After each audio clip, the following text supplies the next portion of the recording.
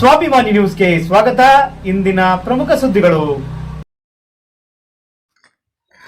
ಜೀವನದಲ್ಲಿ ಸಂಕಲ್ಪ ಹಾಗೂ ಉದ್ದೇಶ ಸರಿಯಾಗಿಟ್ಟುಕೊಂಡರೆ ಏನನ್ನಾದರೂ ಸಾಧಿಸಬಹುದು ಎಂದು ಜೋಶಿ ಫೌಂಡೇಶನ್ನ ಸಂಸ್ಥಾಪಕರಾದ ದಿನೇಶ್ ಜೋಶಿ ಹೇಳಿದರು.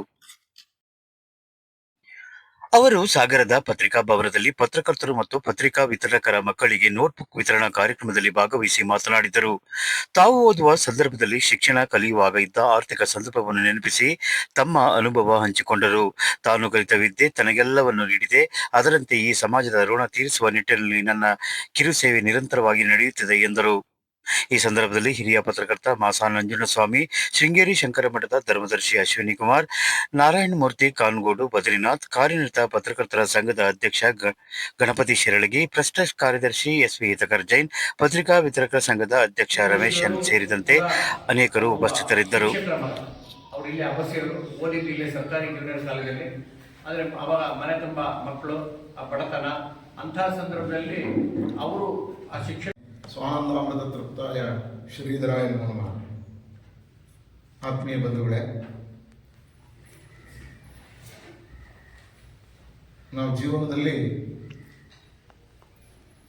ಸಂಕಲ್ಪವನ್ನು ಸರಿಯಾಗಿ ಇಟ್ಕೊಂಡು ಉದ್ದೇಶ ಸರಿಯಾಗಿದ್ದ ಪಕ್ಷದಲ್ಲಿ ಏನನ್ನಾದರೂ ಸಾಧನೆ ಮಾಡಬಹುದು ಅನ್ನುವಂಥದ್ದನ್ನು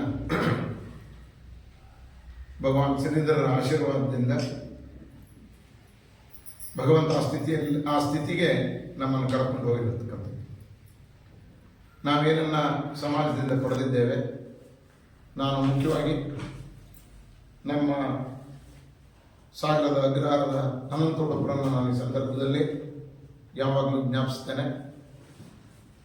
ಆ ಸಂದರ್ಭದಲ್ಲಿ ಯಾರೂ ಶಿಕ್ಷಣಕ್ಕೆ ಸಹಕಾರ ಕೊಡದೇ ಇರತಕ್ಕಂಥ ಸಂದರ್ಭದಲ್ಲಿ ಮನೆ ತುಂಬ ಮಕ್ಕಳು, ಅವರಿಗೂ ಸಹ 12 ಜನ ಮಕ್ಕಳು ಇದ್ದರೂ ಸಹ ಆ 12ರ ಜೊತೆಯಲ್ಲಿ ನೀವು ಇರಪ್ಪ, ಆರ್ಥಿಕವಾಗಿ ಸಬಲರಾಗಿದ್ದಂಥವ್ರೇನಲ್ಲ ಅನಂತೋಡು ಮಕ್ಕಳು. ನಮ್ಮ ಮಕ್ಕಳ ಜೊತೆಗೆ ಅವರೇನು ಗಂಜಿ ತಿಂತಾರೋ ನೀವು ಅದೇ ಗಂಜಿಯನ್ನು ಊಟ ಮಾಡಿ ಅಂತ ನಮ್ಮ ತಂದೆಯವರಿಗೆ ಹೇಳಿ ನಮ್ಮನ್ನು ಇಲ್ಲಿ ಇಟ್ಕೊಂಡು ಓದಿಸಿ ಅವರ ಆ ಅನ್ನದ ಋಣವನ್ನೇ ನಾವು ಖಂಡಿತ ನಮ್ಮ ಜೀವಮಾನದಲ್ಲಿ ತೀರಿಸಲಿಕ್ಕೆ ಸಾಧ್ಯ ಇದೆ. ಆ ಸಂದರ್ಭದಲ್ಲಿ ಅದೆಷ್ಟಿದ್ರೂ ಅದು ಅವತ್ತಿನ ದೊಡ್ಡ ಸಮಾಜ ನಮಗೆ ಕೊಟ್ಟಿರ್ತಕ್ಕಂಥದ್ದು. ಹಾಗಾಗಿ ಅದನ್ನು ಅವರಿಗೇ ತೀರಿಸಬೇಕು ಅನ್ನುವಂಥದ್ದು ಏನಿಲ್ಲ ಪ್ರಪಂಚದಲ್ಲಿ. ಸಮಾಜದ ಋಣವನ್ನು ಸಮಾಜಕ್ಕೆ ಹಿಂತಿರುಗಿ ತೀರಿಸಬೇಕಾದಂಥ ಜವಾಬ್ದಾರಿ ನಮ್ಮ ನಿಮ್ಮೆಲ್ಲರ ಮೇಲಿದೆ. ಅತ್ಯುತ್ತಮವಾಗಿರ್ತಕ್ಕಂಥ ಕೆಲಸವನ್ನು ಮಾಡ್ತೇವೆ ಅನ್ನುವಂಥ ಸಂದರ್ಭದಲ್ಲಿ ಹೊರಟಾಗ ಮೊನ್ನೆ ನನಗೆ ತುಂಬ ಸಂತೋಷವಾಗಿರ್ತಕ್ಕಂಥದ್ದು, ನಮ್ಮ ಇಕ್ಕೇರಿ ಶಾಲೆಯ ಉಪನ್ಯಾಸಕರುಗಳು, ಅಧ್ಯಾಪಕರು ಮತ್ತು ಅವರ ಸಿಬ್ಬಂದಿಗಳು ಅವ್ರು ಹೇಳಿದ್ರು, ಜೋಶಿಯವರೇ, ನಾವು ನಮ್ಮ ಕೈಯಲ್ಲಿ ಎಷ್ಟಾಗ್ತದೆ ಅಷ್ಟನ್ನು ನಾವು ನಿಮಗೆ ಸಂಸ್ಥೆಗೆ ದುಡ್ಡು ಕೊಡ್ತೇವೆ. ನಮ್ಮ ಕೈಲಿ ಸಾಧ್ಯವಿದ್ದಷ್ಟು ಅದನ್ನು ಅದರ ಜೊತೆಯಲ್ಲಿ ಸೇರಿಸಿ ಇನ್ನಷ್ಟು ಪುಸ್ತಕಗಳನ್ನು ನೀವು ವಿತರಣೆ ಮಾಡತಕ್ಕಂಥ ಕೆಲಸವನ್ನು ಮಾಡಿ ಅಂತ ಹೇಳಿದಂಥದ್ದು ನಮಗೊಂದು ಸ್ಫೂರ್ತಿದಾಯಕವಾಗಿರ್ತಕ್ಕಂತಹ ವಿಚಾರ. ಅಂದರೆ ನಾವು ಇನ್ನೂ ಹೆಚ್ಚು ಕೆಲಸವನ್ನು ಮಾಡಿ ಇನ್ನೂ ಹೆಚ್ಚು ಸಂಪಾದನೆಯನ್ನು ಮಾಡಿ ಆ ಸಂಪಾದನೆ ಮಾಡಿರ್ತಕ್ಕಂಥದ್ದನ್ನು ಪುನಃ ಸಮಾಜಕ್ಕೆ ಕೊಡ್ತಕ್ಕಂಥದ್ದು. ಖಂಡಿತ ನಾವು ಒಂದು ಯೋಚನೆಯನ್ನು ಮಾಡಲೇಬೇಕಾಗಿದೆ. ನಾವು ಯಾವುದನ್ನು ತೆಕ್ಕೊಂಡಂತೆ ಖಂಡಿತ ಹೋಗೋದಿಲ್ಲ. ತಗೊಂಡದ್ದನ್ನು ವಾಪಸ್ ಪುನಃ ಇಲ್ಲೇ ಇಟ್ಟು ಹೋಗ್ತಕ್ಕಂಥದ್ದು. ನಾವಾಗಿ ಕೊಡಲಿಲ್ಲ ಅಂದ್ರೆ ಭಗವಂತ ನಮ್ಮಿಂದ ಯಾವ ರೀತಿಯಾಗಿ ವಸೂಲಿ ಮಾಡಬೇಕು ಅನ್ನೋದು ಭಗವಂತನಿಗೆ ಲೆಕ್ಕಾಚಾರ ಚೆನ್ನಾಗಿ ಗೊತ್ತಿದೆ. ಎರಡೇ ವಿಚಾರ, ನಾನಾಗಿ ಕೊಟ್ಟರೆ ಸಂತೋಷ, ಅವನಾಗಿ ಕಿತ್ಕೊಂಡ್ರೆ ದುಃಖ. ಈ ಎರಡರಲ್ಲಿ ನಾವು ಯೋಚನೆಯನ್ನು ಮಾಡಬೇಕಾಗಿದೆ. ನಾನು ಸಂತೋಷವಾಗಿ ಕೊಡಬೇಕು ಅಥವಾ ದುಃಖವಾಗಿ ಕೊಡಬೇಕು ಅಂತ. ದುಃಖವಾಗಿ ಕೊಡುವುದಂತೆ ಕೊಡುವುದೇ ಅದಕ್ಕೆ ನಿಶ್ಚಿತವಾಗಿರ್ತಕ್ಕಂಥದ್ದು. ಈ ಸಂದರ್ಭದಲ್ಲಿ ಭಗವಂತ ನಮಗೇನು ಕೊಟ್ಟಿದ್ದಾನೆ ಅದನ್ನು ವಿದ್ಯಾರ್ಥಿಗಳಿಗೆ, ಮುಖ್ಯವಾಗಿ ವಿದ್ಯಾರ್ಥಿಗಳ ನಮ್ಮ ಸಂಸ್ಥೆಯ ಮೂಲವಾದಂಥ ಉದ್ದೇಶವೇ ವಿದ್ಯಾರ್ಥಿಗಳಿಗೆ ಶಿಕ್ಷಣದ ವ್ಯವಸ್ಥೆ, ಅತ್ಯುತ್ತಮವಾದಂಥ ಸಂಸ್ಕಾರ ಮತ್ತು ಶಿಕ್ಷಣವನ್ನು ಕೊಡಬೇಕು.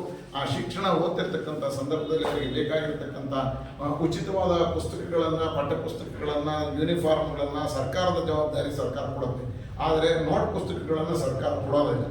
ಶಾಲೆಯಲ್ಲಿ ಓದ್ತಿರ್ತಕ್ಕಂಥ ಬಡ ವಿದ್ಯಾರ್ಥಿಗಳಿಗೆ ಒಂದೊಂದು ಪುಸ್ತಕವನ್ನು ಕೊಡ್ತಕ್ಕಂಥದ್ದು ಕಷ್ಟ ಅನ್ನುವಂಥದ್ದು ನಮ್ಮ ಕಲ್ಪನೆಯಲ್ಲಿದ್ದು ಅವರಿಗೆ ಪೂರಕವಾಗಿರ್ತಕ್ಕಂಥ ಕೆಲಸವನ್ನು ಮಾಡಬೇಕು ಅನ್ನೋ ಚಿಂತನೆಯಲ್ಲಿ ನಾವು ಕೈ ಜೋಡಿಸ್ತಾ ಇದ್ದೇವೆ. ಅದರ ಜೊತೆಗೆ ನಮಗೆ ಸಂಘದ ನಮ್ಮ ಹಿರಿಯರು, ನಂಜನಸ್ವಾಮಿಗಳು, ಶ್ರೀಕುಮಾರ್ ಅವರು ಮತ್ತು ನಮ್ಮ ಉಳಿದಂಥ ಎಲ್ಲ ಮಿತ್ರರಿಗೆ ಒಡಗೂಡಿ ಈ ಕಾರ್ಯವನ್ನು ಮಾಡತಕ್ಕಂಥದ್ದು. ನಂಜನಸ್ವಾಮಿಗಳು ಹೇಳಿದಂತೆ ಸ್ವಾಮಿ ವಿವೇಕಾನಂದರು ಹೇಳ್ತಾರೆ, ಒಬ್ಬ ಅತ್ಯುತ್ತಮವಾದಂತಹ ಶ್ರೀಮಂತ ಕೊಟ್ಟಿರ್ತಕ್ಕಂಥ ನಾನು ಇಷ್ಟೆಲ್ಲ ಸೇವೆ ಮಾಡಿದ್ದೇನೆ, ಹಾಗೆ ಮಾಡಿದ್ದೇನೆ, ಹೀಗೆ ಮಾಡಿದ್ದೇನೆ ಅಂತ. ಅಪ್ಪ ನೀನು ಮಾಡಿದ್ದೇನೋ ಅಲ್ಲ, ನೀನು ಮೊದಲು ನನ್ನ ಕೃತಜ್ಞನಾಗಿರಬೇಕು. ಯಾಕೆಂದರೆ ನಿನ್ನ ಇದನ್ನು ಸದುಪಯೋಗಪಡಿಸಿ ಉಪಯೋಗಿಸ್ಕೊಳ್ತಕ್ಕಂಥದ್ದು ನಾನು ಮಾಡಿರೋದ್ರಿಂದ ನೀನು ನನ್ನ ಕೃತಜ್ಞನಾಗಿರಬೇಕು ಅನ್ನುವಂಥ ಮಾತನ್ನು ಸ್ವಾಮಿ ವಿವೇಕಾನಂದರು ಆ ಸಂದರ್ಭದಲ್ಲಿ ಆ ಶ್ರೀಮಂತನಿಗೆ ಹೇಳಿದರು. ಯಾಕೆಂದರೆ ಅವನಲ್ಲಿದ್ದಂತಹ ಆ ಹಣ ಮತ್ತು ಆ ಮದದ ಇದರಲ್ಲಿ ಯೋಚನೆ ಮಾಡ್ತಿದ್ದಂಥ ಸಂದರ್ಭದಲ್ಲಿ. ಹಾಗಾಗಿ ಆ ರೀತಿ ಎಲ್ಲ ಭಗವಂತ ನಮಗೇನು ಕೊಟ್ಟಿದ್ದಾನೋ ಅದನ್ನು ಪುನಃ ಸಮಾಜಕ್ಕೆ ಮೊದಲು ನನ್ನ ಸಂಸಾರ ಗಟ್ಟಿಯಾಗಿದ್ದರೇನೆ ನಾನು ಉಳಿದಂಥವರಿಗೆ ಮಾಡಲಿಕ್ಕೆ ಸಾಧ್ಯ. ನನ್ನ ಕಾಲ ಗಟ್ಟಿಯಾದ ಮೇಲೆ ನಾವು ಈ ಕೆಲಸವನ್ನು ಮಾಡಲಿಕ್ಕೆ ಪ್ರಾರಂಭ ಮಾಡಿದ್ವಿ. ಅದಕ್ಕೆ ಭಗವಂತನ ಅನುಗ್ರಹವೂ ಇದೆ.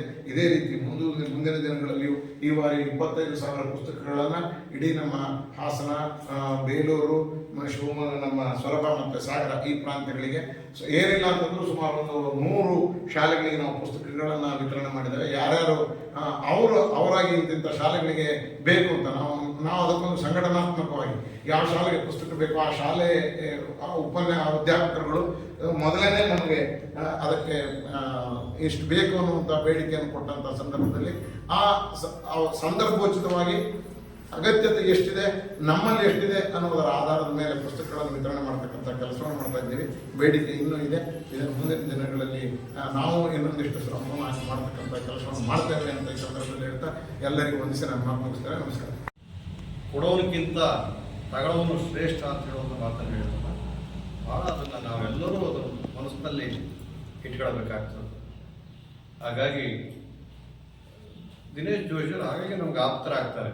ಅವರ ಒಂದು ಸರಳತೆ, ಅವರ ಇದು ಎಲ್ಲೋ ಆ ಅಹಂಕಾರವನ್ನು ಅವರು ಜೋಶಿಯವರು ಕೊಡೋದಿಲ್ಲ. ಆ ಕೆಲಸ ಮಾಡಿದೆ, ಈ ಕೆಲಸ ಮಾಡಿದೆ, ಹಾಗೆ ಮಾಡಿದೆ, ಹೀಗೆ ಕಡಿದೆ ಅಂತೇಳಿ ಇಲ್ಲ. ಭಗವಂತ ಕೊಟ್ಟಿದ್ದಾನೆ, ಅದು ಮತ್ತು ಸಮಾಜಕ್ಕೆ ನನ್ನ ಋಣವನ್ನು ತೀರಿಸ್ತೇನೆ ಅಂತ ಹೇಳುವಂಥ ಆ ಒಂದು ವಿನಯತೆ ಇದೆಯಲ್ಲ, ಅದು ಭಗವಂತ ಕೊಟ್ಟಿರುವಂಥದ್ದನ್ನು ಅದು ನಾವು ಕಾಪಾಡಬೇಕಾಗಿರೋದು ನಮ್ಮೆಲ್ಲರ ಜವಾಬ್ದಾರಿ. ಅದನ್ನು ದಿನೇಶ್ ಜೋಶಿಯವರು ಮಾಡ್ತಾ ಇದ್ದಾರೆ. ಅವರಿಗೆ ಆ ಭಗವಂತ ಒಳ್ಳೆಯದನ್ನು ಮಾಡಲಿ ಅಂಥೇಳಿ ಹೇಳ್ತಾ, ಹಾಗೆ ನಂಜುಂಡ ಸ್ವಾಮಿಯವರು ಅಷ್ಟೇ ನಮಗೆ ಧನ್ಯವಾದಗಳು. ನಮ್ಮ ಶಂಕರ ಮಠದ ಧರ್ಮದರ್ಶಿಗಳಾದ ಅಶ್ವಿನಿ ಕುಮಾರ್ ಅವರಿಗೆ, ನಮ್ಮ ಹಿರಿಯ ವಿತರಕರಾದ ರಾಘವೇಂದ್ರ ಅವರು ಬಂದಿದ್ದಾರೆ. ರಾಘವೇಂದ್ರ ಅವರು ಇಲ್ಲ ಅಂತ ಯೋಚನೆ ಮಾಡ್ತಿದ್ದಾರೆ. ಇಷ್ಟ ತನಕ ಪೇಪರ್ ಆಗ್ತಾ ಇರ್ತಾರೆ, ರೈಲಿಗೂ ಪೇಪರ್ ಕಳಿಸ್ತಾರೆ, ವಿಮಾನದಲ್ಲೂ ಕಳಿಸಲ್ಲ. ಅವರು ಜೀವಮಾನಡಿ ಪತ್ರಿಕೆಯನ್ನು ಹಾಕಿ ಅವ್ರ ಮಗನನ್ನು ಕೂಡ ಚಾರ್ಟೆಡ್ ಅಕೌಂಟೆಂಟ್ ಜೋಶಿ ಅವರೇ, ನಮ್ಮ ಮಗನನ್ನು ಕೂಡ ರಾಘಕ್ಕಿಂತ ಉದ್ದ ಇದ್ದಾರೆ ಮಗ. ನಾನು ತೀರಾ ಬಡತನದಿಂದ ನನ್ನ ಮನೆಯಲ್ಲಿ ಓದ್ಲಿಕ್ಕೆ ಸಾಧ್ಯ ಇರಲಿಲ್ಲ. ಬೇರೆಯವ್ರ ಮನೆಯಲ್ಲಿ ಕೆಲಸ ಮಾಡಿಕೊಂಡು ಒಂದು 3-4 ಕಿಲೋಮೀಟರ್ ನಡೆದು ಹೋಗಿ ಹೈಸ್ಕೂಲ್ ಮುಗಿಸಿದ್ವಿ. ನಂತರ LB ಕಾಲೇಜಿಗೆ ಬಂದು ಮತ್ತೆ ನಾನು SSLCಲಿ 68% ಆಗಿದೆ. 2 ವರ್ಷ ಗ್ಯಾಪ್ ಆಯಿತು. ಯಾಕೆ ಅಂತಂದರೆ ಆರ್ಥಿಕವಾಗಿ ಫೈನಾನ್ಸ್ ಯಾರಿಗೂ ನನ್ನ ಬೆನ್ನಿಗಿಲ್ಲ. ನಮ್ಮ ಮನೆಯಲ್ಲಿ ಯಾರೂ ಬ್ಯಾಕ್ಗ್ರೌಂಡ್ ಒಳ್ಳೆಯದಿಲ್ಲ. ನಂತರ ಜಯಂತ್ ಅವರು ನಾನು ಕೇಳಿ ಇದು ಮಾಡಿ ಪ್ರಜಾವಣೆ ಅಂತ ಇದ್ದೆ, ಅವ್ರು ಶಿವಪ್ಪನವರು ಪ್ರಜಾವಣೆ ಸಿಕ್ಕಿದ್ರು. ಅವಾಗ ಜಯಂತ್ ಅವರು ಸಿಕ್ಕು ಇದು ಮಾಡಿ ನಾನು ಸೇರಿಸ್ತೇನೆ ಅಂತ ಹೇಳಿ PUCಗೆ ಸೇರಿಸ್ತೀನಿ.